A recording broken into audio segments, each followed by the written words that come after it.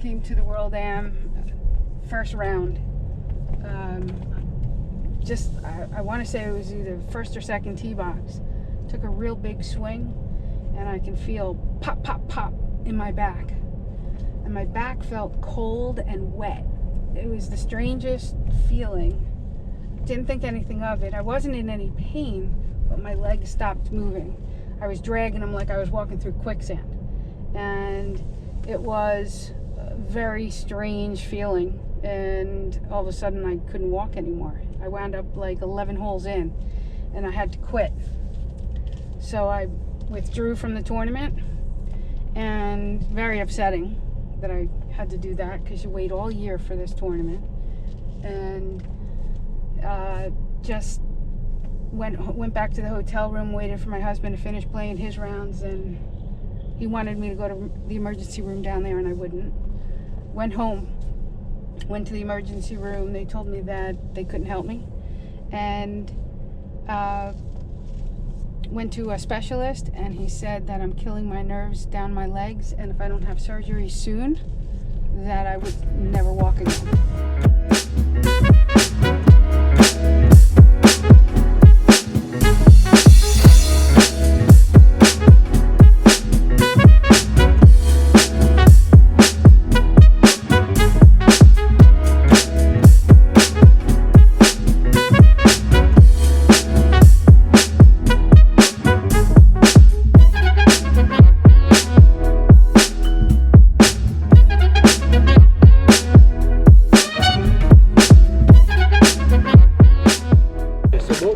Originally that attracted you to play in the World Am?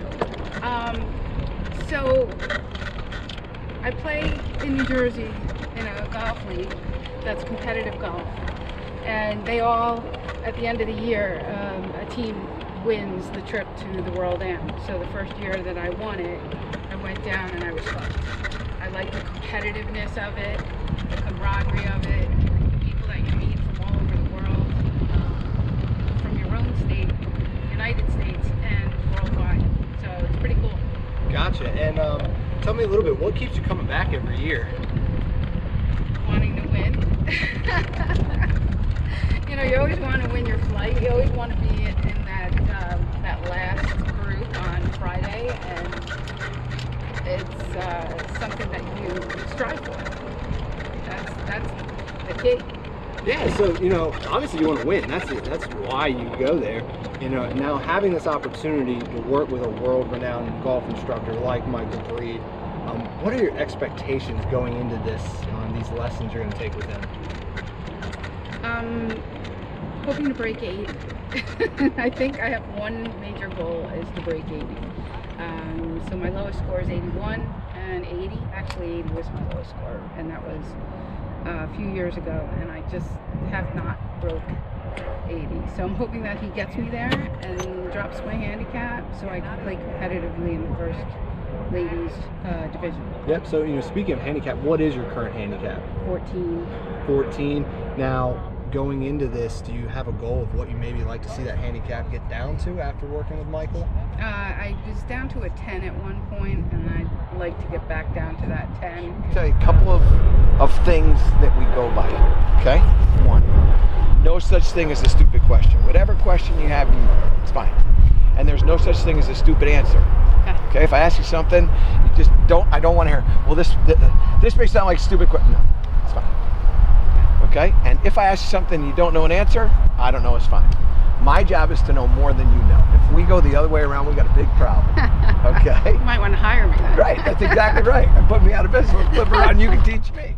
I give you full permission to hit bad shots. Okay? Excellent. Okay, you don't have to worry about it. Bad shots are a good thing. Now, let's talk a little bit about your golf clubs. Okay.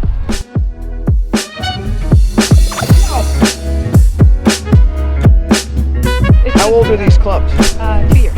Okay. Not even full 2 years.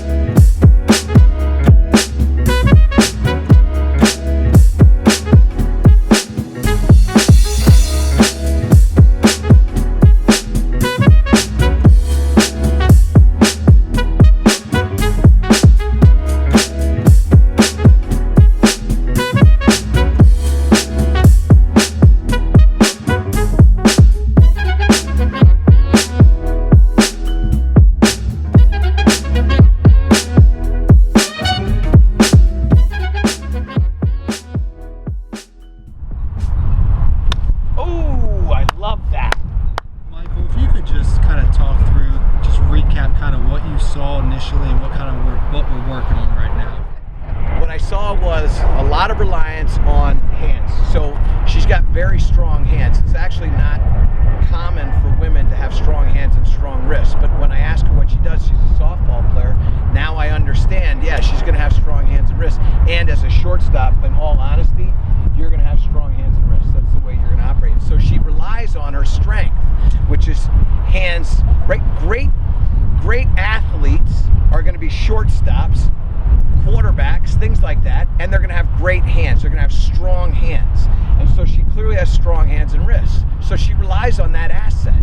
And what I need her to do is I need her to rely on her baseball, her softball hitting ability to rotate properly, and then take some of the hand activity out, which is why when she's coming through, I'll get this release here where she starts to get a cupped left wrist and a bowed right wrist because her hands want to take over. And I've got to try to take some of that out of the swing and let her body overpower her hands so the club is really dragging behind, which is the sense you'll get a little bit of dragging the club. Yeah, so it was awesome. He changed a lot of things. So I was a little leery at first, but I'm hitting drives like unbelievable. We went through some changes with grip and swinging around instead of down and up.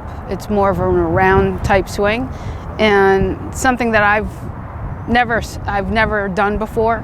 So it was a little nerve-wracking at first trying to hit that golf ball. And I'll tell you, he's got me swinging like I've never swung before.